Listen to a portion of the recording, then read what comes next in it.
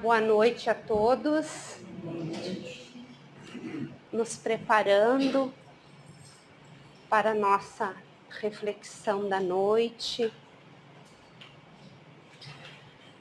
nos conectando com o nosso Pai de amor e bondade,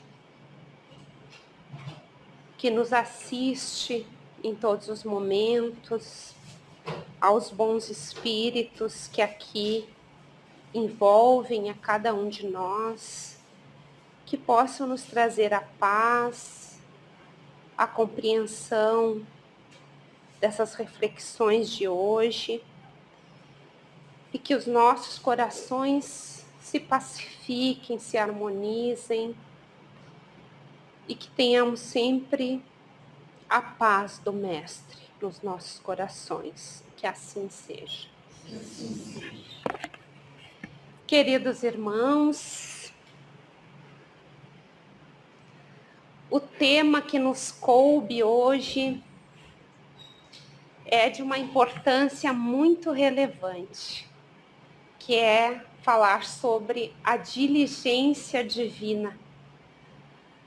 A diligência divina é a providência de Deus para conosco, o seu cuidado, o seu amor, o seu zelo, que nós muitas vezes não nos apercebemos desses detalhes tão substanciais para a nossa existência, que é essa solicitude de Deus para conosco.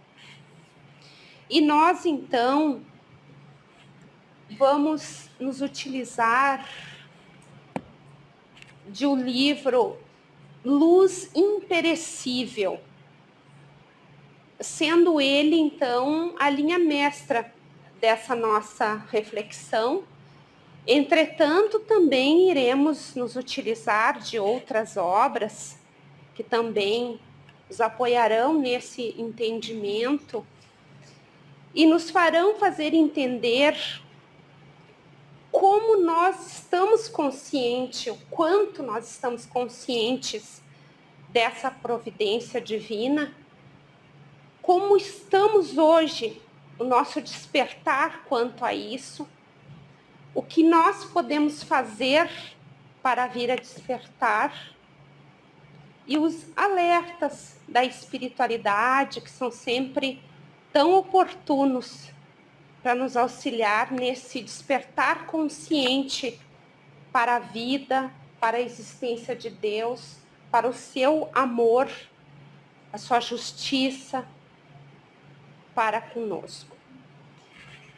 Então, queridos irmãos, esse livro, ele foi composto por um grupo de estudantes que, quando a doutrina espírita completou 100 anos da sua existência, eles então resolveram formar esse grupo, que é do Centro Espírita Emmanuel, de Belo Horizonte, Minas Gerais, para estudar o Evangelho de Jesus, o Novo Testamento, à luz da doutrina espírita.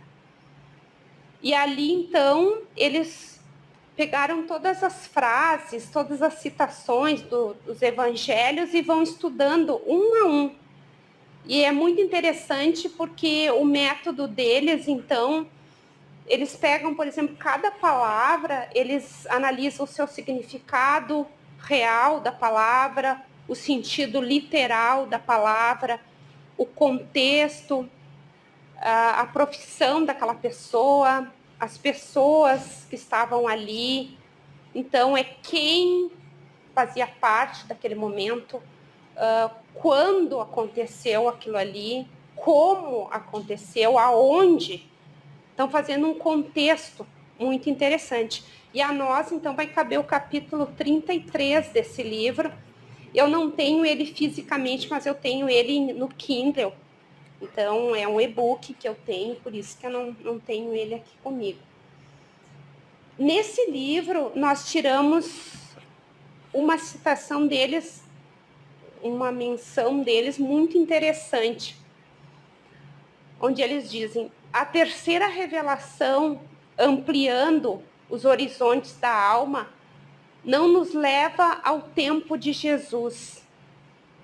Transfere sim para hoje, adequando para os dias que passam as sementes do amor por ele lançadas, nos ambientes simples que o acolheram há mais de 2000 anos, vitalizando-as no solo do conhecimento e do sentimento, ao nível da fé raciocinada, para que elas germinem, cresçam, medrem e frutifiquem na intimidade dos que se despertam e se lançam no rumo do futuro radioso pela ação da caridade. Então, o que mais nos chamou a atenção é que eles nos dizem que a doutrina espírita não vai até o tempo de Jesus. Ela sim transporta os ensinos, os tempos dele para cá, para hoje, para nós. Então, a doutrina espírita é o evangelho redivivo. Então, os ensinos do mestre, por parábolas, né, ou por várias formas que ele se utilizava para ensinar naquela época, que às vezes ficaram um pouco assim, ofuscadas, né? Não havia um entendimento real delas naquela época. Até porque as pessoas, naquele contexto, às vezes não tinham muito conhecimento, então muitas coisas ficaram um pouco veladas dos ensinos dele. E hoje a doutrina espírita veio, então, clarear, veio trazer luz sobre esses ensinos do mestre.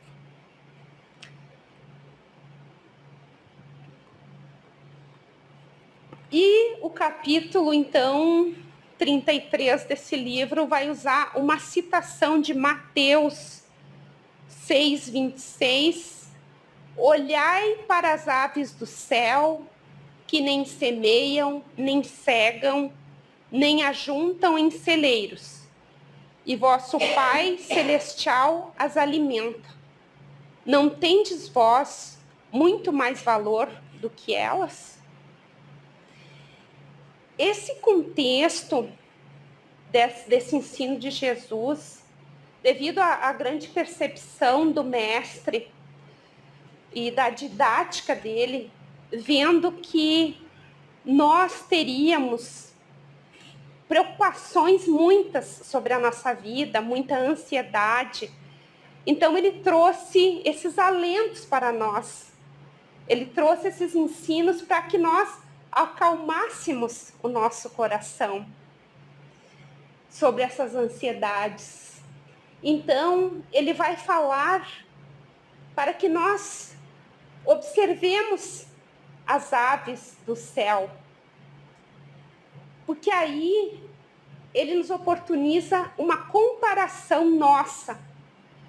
Nós que somos os seres inteligentes da criação, então nós vamos compreender através, principalmente do livro dos Espíritos, que a doutrina espírita nos ensina que Deus é o criador de tudo, a causa primária de todas as coisas, a inteligência suprema, e que ele criou dois princípios no universo: o princípio inteligente e o princípio material.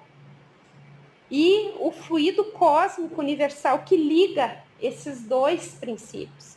Esse princípio inteligente, ele inicia, então, a sua caminhada, a sua evolução lá no reino mineral, onde lá ele recebe ou adquire, então, a atração, o magnetismo. Após muito tempo, esse princípio inteligente vai crescendo, vai evoluindo e vai, então, no mundo vegetal, no reino vegetal, adquirir a sensibilidade. E após muitos séculos, milênios, esse princípio inteligente chega no reino animal. Ali ele vai adquirir, então, a inteligência rudimentar, que é o instinto. E, por fim, esse princípio inteligente chega no reino hominal. Ali ele adquire, então, a razão, a consciência, a inteligência, o pensamento, o livre-arbítrio, a vontade. E ali, então, ele vai progredindo. E, então, nós, esse princípio inteligente que já passamos por todas essas fases, inclusive da ave, hoje, então, nós temos essa condição de olhar para esses seres que ainda estão em evolução inferior a nós. No livro Evolução em Dois Mundos, André Luiz, psicografado por Chico Xavier, ele vai dizer que o fluido cósmico é o plasma divino, hausto do Criador ou força nervosa do Todo Sábio. Nesse elemento primordial vibram e vivem constelações e sóis, mundos e seres como peixes no oceano. E que nós, então, estamos mergulhados nesse fluido cósmico e que nós, que já temos essa consciência, já fizemos todo esse progresso, nós somos hoje co-criadores em plano menor. Deus, o Criador de tudo, e nós, feito a sua imagem e semelhança, que já passamos por todas essas etapas, somos hoje também os co-criadores. Então, dando continuidade ali, ele nos compara essas aves também, nos chamando a atenção para a simplicidade desses seres, que não semeiam, nem cegam, ou seja, não ceifam, nem ajuntam em celeiros, e vosso Pai Celestial as alimenta.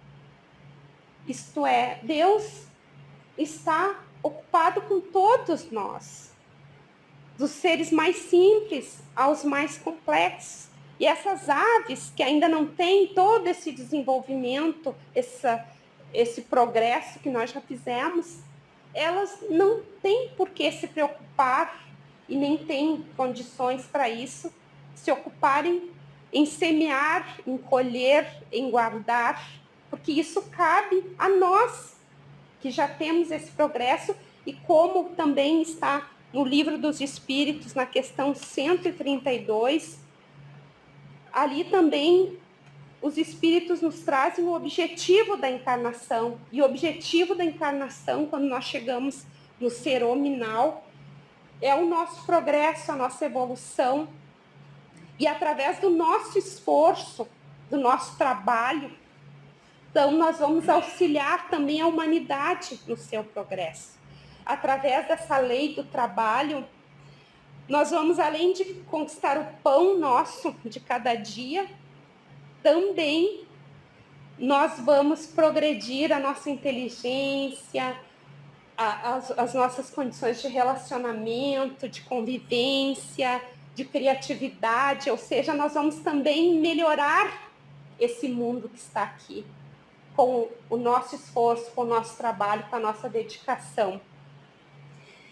E, por fim, Jesus pergunta: não tendes vós muito mais valor do que elas? Então, assim, se Deus dá todo esse aparato, esse amparo a esses simples animaizinhos da natureza, o que ele não fará por aqueles que são a sua imagem e semelhança? Nós, seres humanos que aqui estamos. Por óbvio que às vezes nós criamos uma imagem de Deus à semelhança de nós, e não ao contrário. Nós temos às vezes a ideia de Deus como se fosse um monarca, um soberano, cheio de paixões como nós, cheio de humor como nós. nós não conseguimos dimensionar esse maior pelo menor. Então Deus, como os espíritos dizem na questão 244 do Livro dos Espíritos, que somente os espíritos puros veem e compreendem a Deus, e que nós somente temos um pressentimento da existência dele, porque numa outra questão, que agora eu não lembro, eles falam, os mentores, os espíritos superiores, que nos falta um sentido com relação a uma percepção nossa, que nem, por exemplo, a gente tem o tato, o olfato, a visão, né? Nós temos o sexto sentido, que é a intuição, mas que para nós entendermos e compreendermos Deus, e vermos Deus, nos falta esse sentido ainda, que nós não temos condições nesse momento. E que às vezes nós querer entender Deus como está na Gênese seria uma loucura da nossa parte, porque nós não conseguiríamos, nós ficaríamos fora, assim, não conseguiríamos compreender Deus nesse momento, que nos falta essa condição ainda, que só com o tempo, com a nossa evolução para espírito puro, e nós somos ainda imperfeitos, falta passarmos para os bons e depois os puros, para depois chegarmos nessa classe. Mas então, meus irmãos, no Livro dos Espíritos, um comentário, a questão 13, o Kardec coloca que Deus é soberanamente justo e bom. A sabedoria providencial das leis divinas se revela assim nas mais pequeninas coisas como nas maiores. E essa sabedoria não permite se duvide nem da justiça, nem da bondade de Deus. Porque Deus, então, instituiu as suas leis universais, que essas leis são as leis que regem a parte moral e as leis que regem as questões físicas da matéria. Então, às vezes a gente pensa que uma lei, por exemplo, as leis descobertas, vamos supor, reveladas por Newton, um exemplo, não são de Deus, foi descoberta pelo homem, revelada pelo homem, mas, entretanto, não, é uma lei natural que ele, observando, ele revelou, mas não que essa lei foi criada por ele, né? Então, é uma lei de Deus a nível da matéria.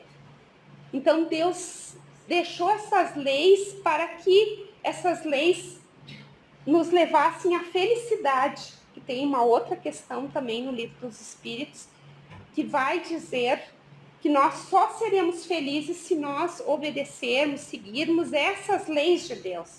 Então, não é uma lei para nos castigar, para nos punir, para fazer nós andar na linha, não. São leis para nos fazermos, nos sentirmos felizes. E as leis de Deus se pautam no bem. Então, somente fazendo bem é que nós vamos ser felizes. O bem para todos, não é só o bem para nós, porque daí o bem só para nós é o egoísmo. E também no livro A Gênese, no capítulo 2, A Providência, no item 20, o Kardec vai fazer um estudo sobre essa parte da providência, onde então ali ele coloca: a providência é a solicitude de Deus para com as suas criaturas. Ele está em toda parte, tudo vê, a tudo preside, mesmo as menores coisas. É nisto que consiste a ação providencial. Porque às vezes algumas pessoas podem pensar assim: tá, mas Deus vai se ocupar com cada coisa que nos acontece. Deus se ocupa com cada detalhe, né? Ou será que não seria Deus criou essas leis gerais, e Deus tirou férias? Deixa as leis ali, se eu cumprir a lei, tá tudo ok. Se eu não cumprir, né, a minha consciência acusa, de fato acusa mesmo, mas ele se ocupa de cada um de nós. E Kardec, então, faz uma analogia na Gênese, depois, nos próximos itens desse mesmo capítulo. Ele diz assim, por exemplo, o espírito, né? Nós somos um espírito, né? Somos um espírito. Tá? Então, eu sou esse espírito, tenho esse corpo, e tenho o corpo semimaterial, que é o perispírito, eu tenho o duplo etérico, que é o corpo vital. E ali, então, nesse corpo aqui físico, tem milhões de organismos vivos que estão aqui vivendo, e eu sou a gerente desse corpo. Então, se eu bato o meu dedo, eu vou sentir. Se eu tenho dor de cabeça, eu sinto. Se eu entro num lugar perturbado, que eu não me sinto bem, eu sinto. Né? Qualquer situação que acontecer com o meu corpo ou com a minha energia, tudo isso eu sinto. Então, não importa se está no dedão do pé, se está na minha áurea, se está no meu perispírito, eu vou sentir. Então, Deus, equiparando, fazendo essa analogia, seria como o espírito e nós fizéssemos parte desse todo, desse corpo. Então, cada coisa que a gente sente, Deus está sabendo também. Eu não vou me deter muito ali, porque tem bastante coisa para a gente entender. Então, eu printei de um curso que eu faço na plataforma, que eu estudo, né? Na plataforma da Mansão do Caminho, Espiritismo Play, que nós assinamos. E ali, então, é sobre as obras da Joana de Ângeles, é um estudo sobre as obras dela. E eu iniciei esse estudo e casou justamente com essa parte da palestra, então eu também printei ali. Só para a gente entender, a Joana de Ângeles foi a mentora do Divaldo Pereira Franco, e a Joana de Ângeles, ela foi incumbida pelo nosso mestre Jesus, seu espírito, que veio então trazer a psicologia profunda para nós. Ou seja, é o viés do espiritismo que trata da psicologia. Então, a Joana de Ângeles, esse espírito que ela fez uma ponte entre todos os psicólogos, esses que deixaram um legado para nós, e ela fez uma ligação com essa parte espiritual, né, que é a psicologia profunda. Então, ela utilizou o estudo de todos eles, esses principais, e faz uma ponte nos seus livros, que tem uma série psicológica, que são 16 livros. Então, nós vamos ver que eles pegaram desses livros, que depois eu vou citar ali. Então, isso aí vai nos dizer, vai dar assim um termômetro, como é que nós estamos hoje, no geral, o nosso despertar, né? Para a gente entender como é que nós estamos, para depois ver o que nós temos que fazer para ter essa consciência e da providência divina e sermos esses co-criadores de coisas boas da providência divina também. Eu vou passar rapidamente, porque eu não vou poder explicar, né, cada um, senão eu teria que ir mais uma hora aqui. Então, como nos encontramos nos dias atuais? Acostumados a crer que as conquistas profundas são secundárias às conquistas materiais, nós entendemos hoje que a felicidade é igual prosperidade financeira. Então, há uma inversão do ter e do ser. Então, nós vamos priorizar mais o ter. Então, assim, às vezes, espiritualidade é uma coisa que a gente nem cogita. Tem pessoas que nem cogitam a questão espiritual, né? Então, vivem só na parte material. E não estamos falando dos materialistas, né? No geral. Quanto mais busca poder, mais fome sente. Grande distância entre o que aspira e o que obtém. Então, assim, às vezes aquela busca desenfreada do poder. Então, às vezes a pessoa até é uma sumidade, é uma pessoa bem vista na sociedade, mas ela tem, às vezes, um vazio, porque essas coisas, o poder, a busca material, embora as questões materiais sejam necessárias, a gente não está dizendo que não são importantes, porque a gente vive no mundo material. A questão é os excessos, né? E essa distorção da gente, em vez de se ocupar do ser, nós nos ocupamos mais do ter. Para nós é o principal, muitas vezes. E isso só nos dá mais fome, porque a gente não consegue sanar. Pode buscar mais poder, mas não consegue. A fama, tem tantos exemplos. Desamparado da fé, apegado a rituais meramente sociais, afastado da força divina, cético.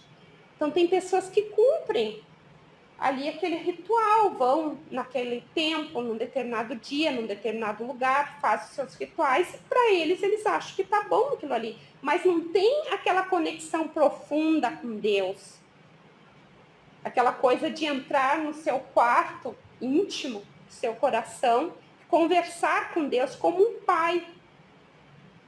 Então, às vezes, ou mandar fazer um trabalho, uma coisa, né, determinadas religiões, para às vezes querer buscar uma coisa que depende de nós, né? Não vai ser aquela parte ali, não vai ser às vezes eu mandar orar várias orações, fazer várias orações e eu nem estar presente naquilo ali, né? Então, onde está o nosso tesouro, ali está o nosso coração, né? Imediatismo em todas as áreas da vida, não suporta o tempo dos acontecimentos. Então, isso aí, hoje em dia, é o principal na nossa vida, né? Nós queremos tudo de forma imediata. E as redes sociais contribuíram muito para isso. Então, assim, eu quero que as pessoas estejam online o tempo todo e sempre à minha disposição e me respondam imediatamente. E eu também, se eu estou dirigindo, por exemplo, tô lá, vi, acho que entrou uma mensagem, deu a notificação, eu até tirei as notificações, né? Eu tiro as notificações, porque aí tu fica assim, mas que será, né? Daí tu olha, a Nara me mandou uma mensagem, o que será que a Nara quer? E eu tô dirigindo, o sinal fica vermelho, eu aproveito ali, já olho, uns até dirigindo olham, né? Então a gente está muito imediatista, nós queremos tudo para ontem, né? E tem que estar todo mundo à nossa disposição, e não é assim. Presença que se alastra do medo, desconfiança e vazio existencial. Então a gente está muito também voltado com o medo, né? O medo de tudo, às vezes da violência, de tantos golpes, às vezes não há confiabilidade também, né? Muitas vezes são enganados, sofreram enganos, decepções. Então às vezes a gente está muito assim perdido, vê essas notícias e se desespera, esquece que Deus está no controle, né? Então vamos orar, fazer a nossa parte, mas se desesperar é o que não vai adiantar, ficar com medo, ficar apavorado. Nós só vamos envolver o planeta em mais vibrações inferiores ainda. Intensifica-se a carência de amor, respeito e dignidade. Então a gente está também muito carente de amor, porque às vezes as relações são muito superficiais. Né? Então não há aquela conexão maior, até também, né, pelas próprias redes sociais. Às vezes nós temos muitos amigos, mas aqueles 5 amigos principais a gente não tem, que a gente está ali olho no olho, conversando, vendo que a pessoa está olhando, vibrando contigo, te escutando, que às vezes eu estou lá falando com uma pessoa, mas eu posso estar falando com mais 5, né? A pessoa nem está aí com a tua história, sabe? Nem está te ouvindo, te vendo. Então, é muito complicado agora uma relação. Vamos tomar um café, vamos conversar, vamos, né? Olho no olho, isso ninguém tira. Essa presença, esse toque, esse carinho. Insensibilidades poderosas, violência crescente nos que lutam pela sobrevivência. Então, às vezes as pessoas, quanto mais poder também, elas não estão nem aí com os que têm mais necessidades, né? Com as classes que têm menos poder aquisitivo. Prazer como solução superficial para as dores existenciais, isso também é uma coisa muito grave, porque a gente também está nessa busca muito do prazer, né? Como uma coisa compensatória. Por exemplo, eu tive uma semana hoje, a semana foi difícil, complicada no meu trabalho. Então, o que eu faço na sexta-feira? Vou num bar, vou beber, vou me divertir, porque eu tive uma semana muito pesada. Como se isso fosse mudar, né? Pelo contrário, vai te prejudicar mais ainda. A gente estava estudando esses dias sobre a questão do álcool, algumas pesquisas que saíram, e assim a ciência está chegando cada vez mais na conclusão do que o álcool, por menor que seja, ele causa um imenso mal para o nosso organismo, para o nosso cérebro, para o nosso fígado, para o nosso intestino, para toda. Então, assim, por pequena que seja a dose, ela tá. Então, às vezes, a compensação, né, das nossas frustrações. Eu vou fazer uma viagem lá para o Nordeste, porque eu tive um ano muito difícil. Mas, assim, eu vou ficar o ano inteiro devendo, né, porque eu estou fazendo cartão de crédito. Então, às vezes, eu nem tenho condições, né, mas eu quero compensar aquilo de difícil, sendo que me falta é a espiritualidade em primeiro lugar. Não que eu não possa fazer essas coisas, mas vamos fazer com equilíbrio, segundo as nossas condições.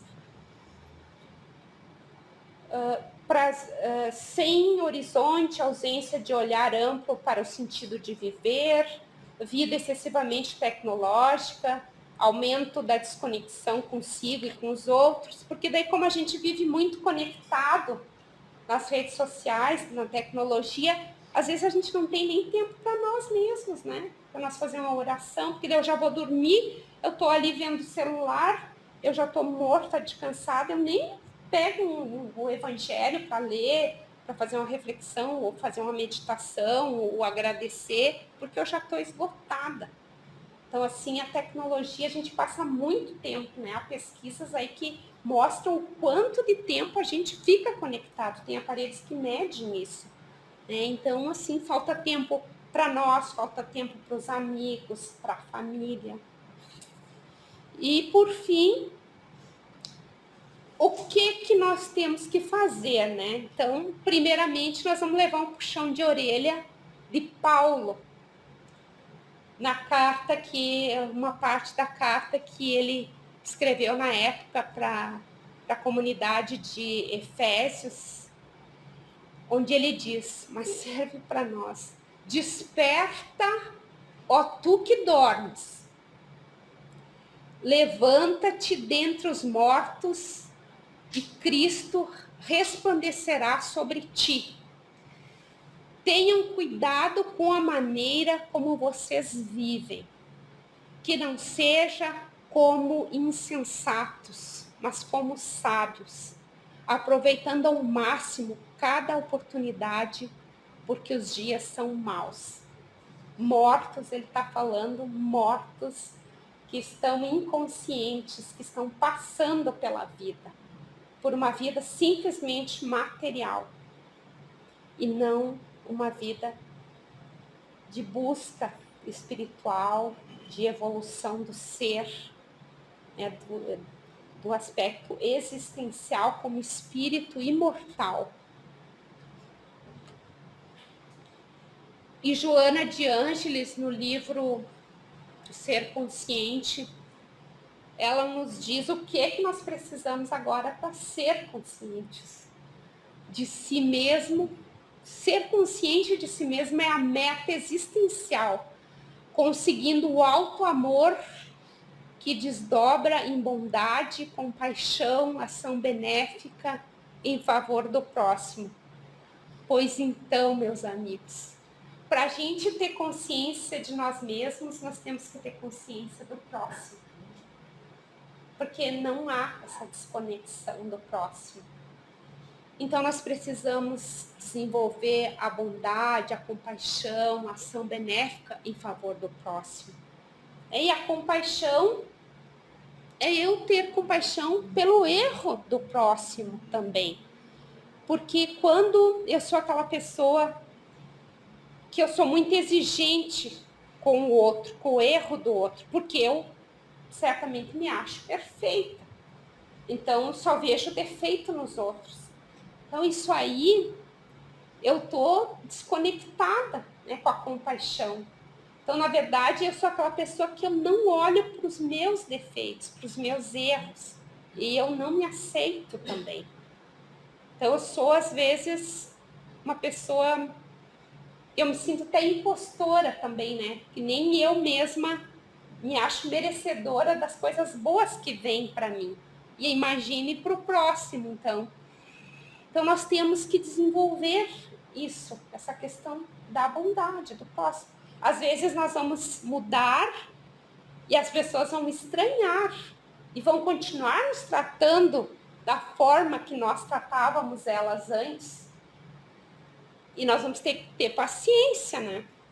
Porque às vezes eu tratava o meu filho lá com indiferença, sendo rude com ele, agora eu começo a ser uma mãe ou um pai bom, mais compreensivo, o filho vai estranhar alguma coisa errada, tem aí, ou a esposa, o esposo. Então a gente tem que ter paciência para consolidar essa nossa mudança.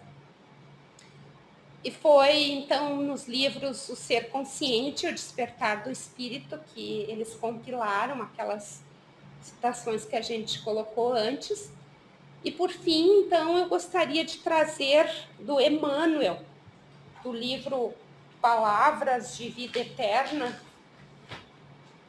Nesse livro aqui, tem um capítulo sobre a oração e cooperação. Eu tirei uma frase que eu achei a mais importante.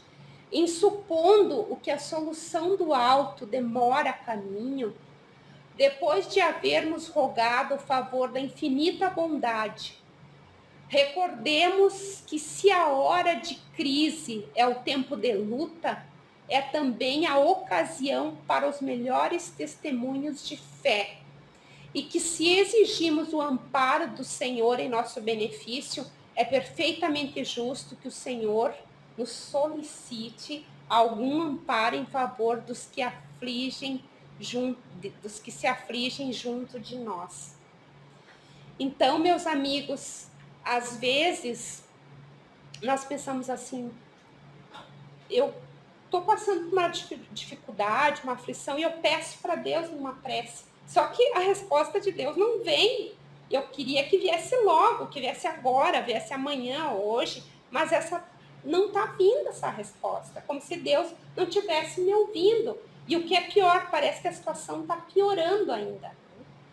Então eu não entendo a resposta de Deus, né? Porque Deus não é como nós, imediatista, e as respostas de Deus, é importante a gente salientar que elas vêm, ele coloca aí também nesse texto, que as respostas de Deus vêm através das circunstâncias e através das outras pessoas. Então, assim, claro que Deus muitas vezes se manifesta no nosso íntimo, sim. Tem momentos difíceis, momentos que a gente está enfrentando, às vezes que a gente faz uma oração e vem uma força, assim, uma coragem, um ânimo, que a gente não tem aquilo. A gente diz, nossa, mas de onde que veio isso? É Deus se manifestando em nós naquele momento. Só que, na maioria das vezes, as respostas vêm através dos outros seres humanos e das próprias circunstâncias. Então, ali ele diz, né, o Emmanuel coloca, que se a gente espera que Deus dê atenção máxima aos nossos pequenos problemas, né, nossas picuinhas, nossas coisinhas do dia a dia, Deus, em contrapartida, pede de nós que a gente dê a mínima de atenção nas situações de dificuldade, às vezes extrema, do nosso próximo.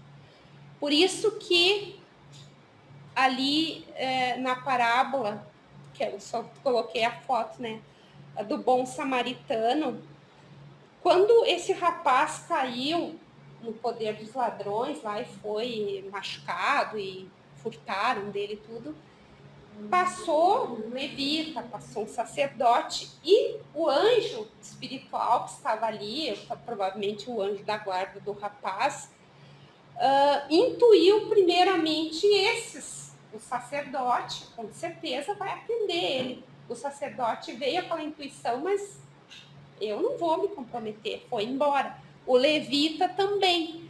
E daí quem que recebeu a intuição e seguiu? O bom samaritano. Então ele que foi o próximo. Vamos ver como Deus age. Deus poderia agir diretamente, mas não, Deus age através de nós para auxiliar o próximo. E para encerrar, porque senão vocês vão dizer, nossa, mas está muito demorado essa palestra. A oração é divino movimento do espelho de nossa alma no rumo das esferas superiores, para refletir-lhe a grandeza. Está na essência, é a função da prece, buscando o amor divino para concentrar-lhe a claridade sobre os vales da ignorância e do sentimento, da miséria e do ódio que ainda se estendem no mundo. Então, queridos irmãos, que a paz de Jesus esteja com todos, que a gente possa ter refletido bastante e nos modificar na medida também das nossas condições. Não vamos dar salto, nós vamos ter paciência também conosco. E não nos erigirmos em culpados, mas sim em responsáveis. E vendo o que eu estou colaborando para que isso de ruim está acontecendo na minha vida. Qual é a parte que eu estou falhando? O que eu preciso me modificar para que essa situação que eu considero que eu estou sendo uma vítima, ou que eu estou... O que eu estou fazendo ali de errado ainda que eu posso mudar? E convidamos então a todos a elevar os seus pensamentos, agradecendo ao nosso Pai por essa oportunidade, que o nosso Mestre nos guie na nossa caminhada, no nosso progresso, nos ajudando nesse autoencontro, na busca desse auto-amor, e que os amigos espirituais, em especial o nosso anjo da guarda, nos guie sempre e nos ilumine, que assim seja.